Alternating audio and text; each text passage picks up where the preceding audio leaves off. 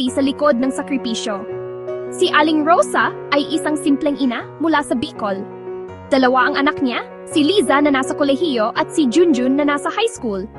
Matagal na niyang pangarap na mapagtapos ng pag-aaral ang kanyang mga anak, kaya't pinili niyang mangibang bansa at magtrabaho bilang domestic helper sa Hong Kong.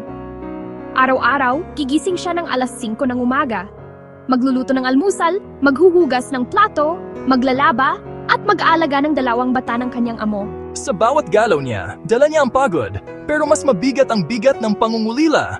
Madalas niyang tanungin ang sarili, hanggang kailan kaya ako malayo sa kanila? Patuloy siyang gumagawa, nag-aalaga, kahit may pangungulila.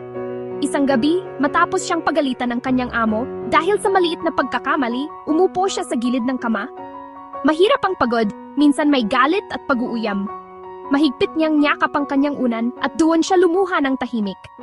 Gusto na sana niyang sumuko, gusto na niyang umuwi, pero naala niya ang mga anak, kinuha niya ang cellphone, binuksan ang larawan ng pamilya, at doon niya hinanap ang lakas. Nang makausap niya ang kanyang mga anak, lahat ng lungkot ay parang napapalitan ng saya.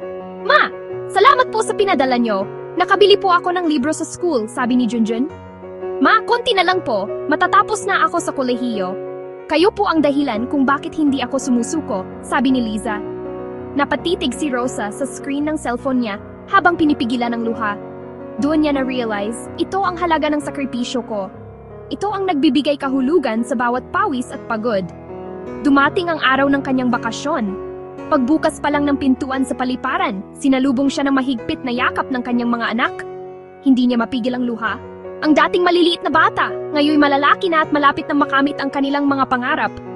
Doon niya nadama na sulit ang lahat ng sakripisyo. Hindi lamang si Aling Rosa ang may kwento.